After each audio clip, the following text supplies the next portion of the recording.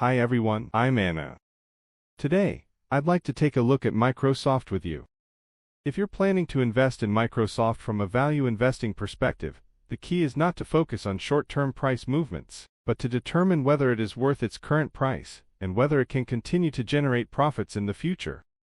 For Microsoft, we'll also split the analysis into two parts. In today's video, I'll first walk you through how Microsoft actually makes money, what its core businesses are. Then we'll look at whether it has advantages that competitors cannot easily take away, in other words, whether its moat is deep enough. In the next video, we'll analyze its key financial metrics and do a valuation to see whether the current price is expensive or not. First, let's quickly go through how Microsoft got to where it is today.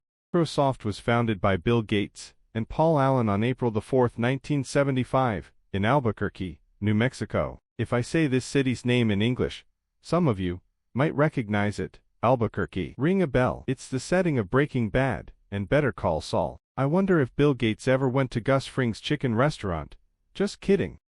Their first product was the Altair Basic Interpreter for the Altair 8800 microcomputer. At that time, Microsoft was just a small company. In 1980, we can say Microsoft reached a real turning point.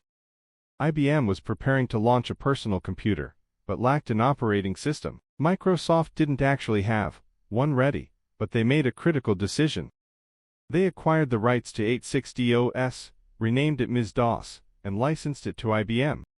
Gates demonstrated remarkable business insight. He insisted on a non-exclusive license. This meant Microsoft could sell DOS to any computer manufacturer. This directly led to the explosion of IBM-compatible PCs and allowed Microsoft to dominate the operating system market in the early 1980s. In 1985, Windows 1.0 was released. Although early versions received mediocre reviews, it marked a major shift from command-line interfaces to graphical user interfaces. Between 1989 and 1990, Microsoft Office was launched. By bundling Word, Excel, and PowerPoint together, Microsoft not only dominated operating systems, but also locked in the global desktop. In 1995, the release of Windows 95 became a cultural phenomenon. It introduced the Start menu and taskbar, fundamentally changing how people used computers. In the mid-1990s, Bill Gates initially underestimated the importance of the Internet. He believed software was the core. However, the emergence of Netscape changed everything. Their browser, Navigator, made people realize that in the future, the operating system might just become a platform for running a browser.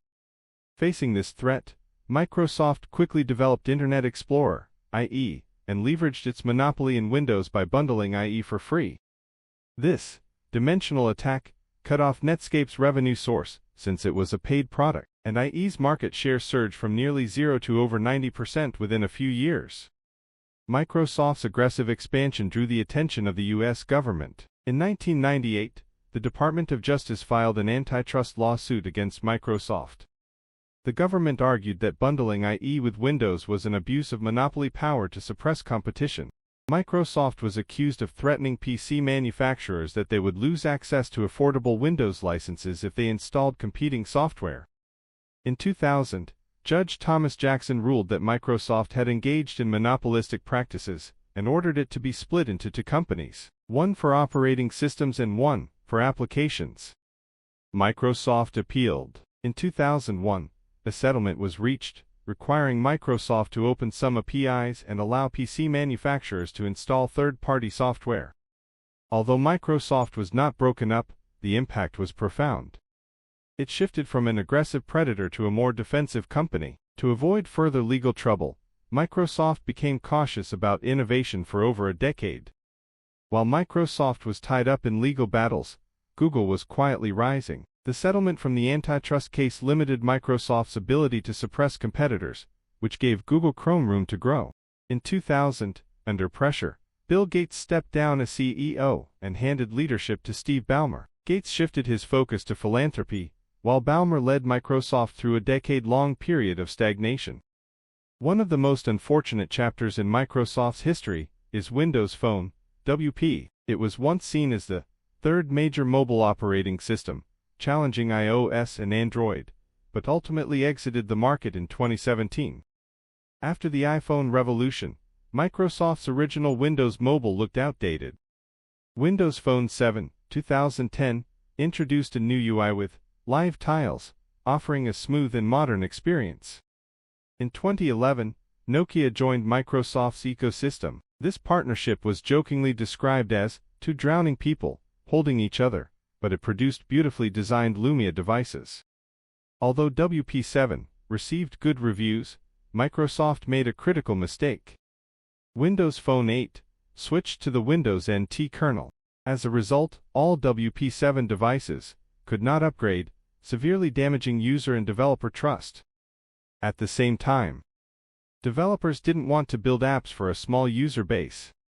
Fewer apps led to fewer users. Fewer users drove developers away. Meanwhile, competitors also blocked Microsoft. Google refused to develop key apps like YouTube and Gmail for Windows Phone, and even restricted Microsoft's own YouTube client. In 2017, Microsoft officially stopped developing Windows Phone. Although mobile failed, Microsoft had successes too. For example, Xbox, launched in 2001. In 2014, Satya Nadella became CEO. Microsoft underwent a transformation often described as turning a giant ship. The core shift was from defending Windows dominance to embracing cloud and AI. His mobile-first, cloud-first strategy marked a major mindset change. Microsoft accepted that Windows was no longer the center of computing. Office was brought to iOS and Android, shifting from forcing users into ecosystems to winning them through services. Nadella also embraced open source and acquired GitHub, regaining developer trust and strengthening Azure. In 2018, Microsoft restructured internally and dissolved the standalone Windows division. Azure became the world's second-largest cloud provider. The business model also shifted from one-time licenses to subscriptions, creating more stable cash flow and growth. Microsoft expanded its ecosystem. Acquired LinkedIn in 2016. Acquired Activision Blizzard for $68.7b. LinkedIn provides a massive professional data graph, integrated with Dynamics 365, enabling social selling. Activision Blizzard turns Microsoft into a Netflix for gaming, bringing major IPs into Game Pass. Since 2019, Microsoft has invested over $10 billion in OpenAI and owns about 27%. OpenAI builds the models, while Microsoft productizes them through Azure, Windows, and Office. All OpenAI models run on Azure, meaning Microsoft earns infrastructure revenue from OpenAI. In 2023, Microsoft launched Copilot, an AI assistant integrated across products. Microsoft 365 Copilot, GitHub Copilot, Windows Copilot, Azure Copilot.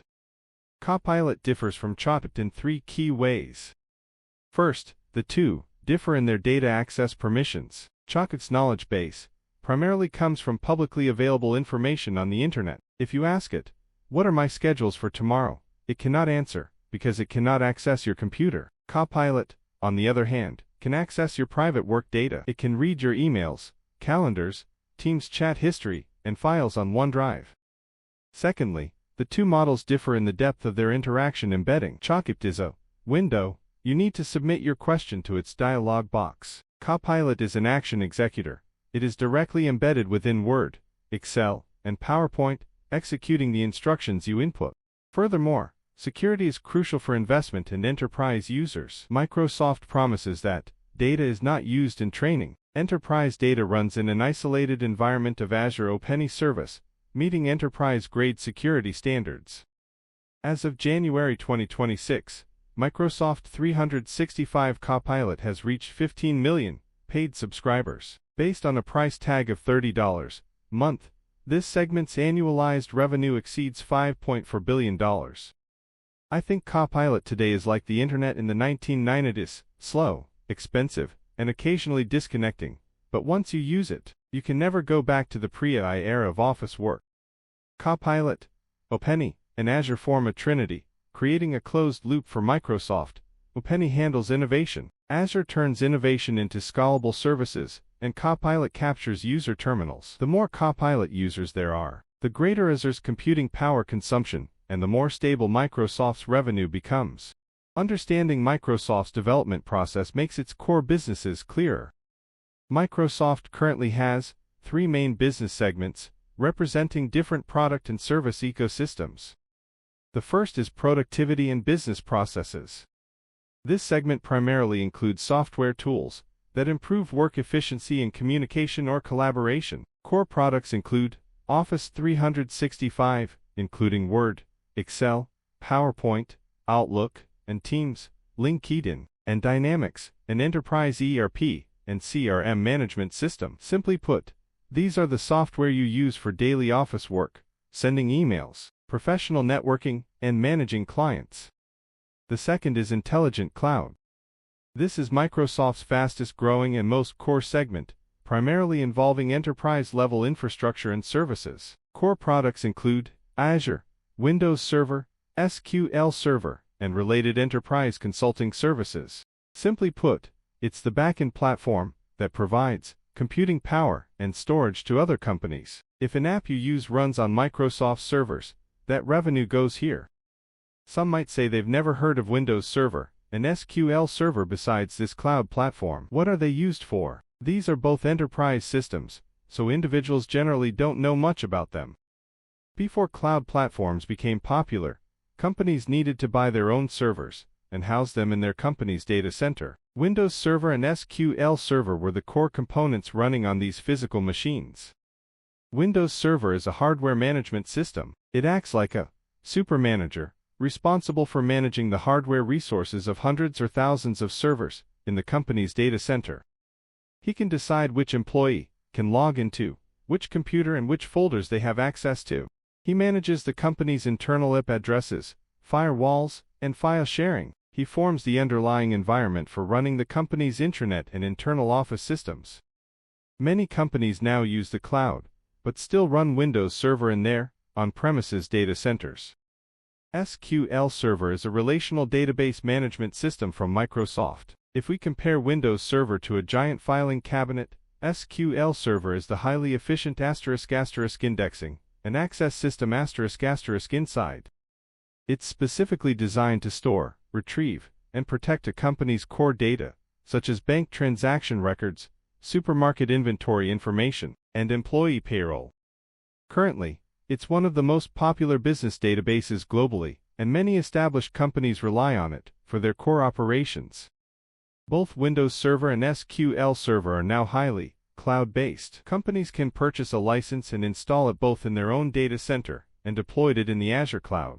Because these two products have dominated the enterprise market for the past 30 years, companies prioritize Azure over AWS or Google Cloud when choosing a cloud platform. This is because many large enterprises, such as banks, manufacturers, and governments, have internal business systems built on SQL Server. Changing the database would be extremely costly. Furthermore, programs developed in the Windows Server environment have excellent compatibility when migrated to the Azure cloud platform. Microsoft's third business segment is more personal computing.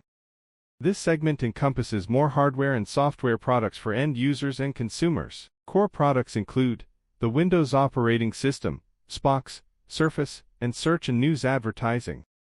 Looking at the revenue of these 3 segments over the past 5 years, the first segment has achieved approximately 2.5 times explosive growth. The second segment has roughly doubled, and the third segment has remained largely unchanged. The growth of the second segment is easy to understand. Some might ask, what is driving the rapid growth of the first segment, which consists of traditional work-related software? There are 3 main reasons for this. 1. Microsoft has successfully transitioned the vast majority of Office customers from a one-time purchase model to a monthly, annual subscription model, and the user base continues to expand. 2. Starting in 2024, Microsoft began signing large-scale, high-price contracts that included Copilot. Compared to a regular Office 365 subscription, the Copilot integrated version costs approximately $30 more per person per month. Since the marginal cost of this business is extremely low, selling an extra copy of the software incurs almost no additional cost. This revenue is almost directly converted into profit. 3. Besides Office, the other 2 pillars in this segment are also performing strongly. Dynamics 365, enterprise management software. Its growth rate has consistently remained around 19%. It is wiping market share from Salesforce and SAP by automating sales and supply chain processes through AI. LinkedIn, revenue has exceeded $17 billion. Summarizing our discussion of Microsoft's development and business structure, we can see that Microsoft's competitive advantage consists of several layers. One layer is extremely high, switching costs. Whether it's back-end infrastructure like Windows Server, an SQL Server, or front-end tools like Office 365, they are deeply embedded in the core business processes of millions of companies worldwide. For a large bank or manufacturing giant, the cost of changing Office software or databases is not only the purchase price, but also the retraining cost for tens of thousands of employees and the potential downtime risks during system migration. The second layer is that Microsoft can rapidly promote new products through established channels, which is something that AWS or Google can hardly imitate. The rapid growth of Azure within the intelligent cloud segment is largely due to its data interoperability with Office 365 and its ability to allow customers previously using Windows Server to migrate to the cloud at extremely low costs. Microsoft doesn't sell standalone AI software. Instead, it integrates Copilot directly into Word and Excel, tools users use daily. This monopolistic distribution channel makes it difficult for competitors' products, even those with a slight technological advantage, to reach users. The third layer is private data. Microsoft, through Microsoft Graph, controls the world's largest collection of enterprise-level private data, such as emails, calendars, documents, and workflows. Any AI model without access to this private data cannot truly understand an employee's work background. Microsoft possesses the key to this data, ensuring that its productivity and business processes segments will not only remain relevant in the AI era, but will actually become stronger due to the data barrier. That's all for today. In the next episode, we'll analyze Microsoft's investment and financial data to determine if its growth engine is strong enough and what potential risks exist. If this video was helpful, please like and subscribe. See you next time.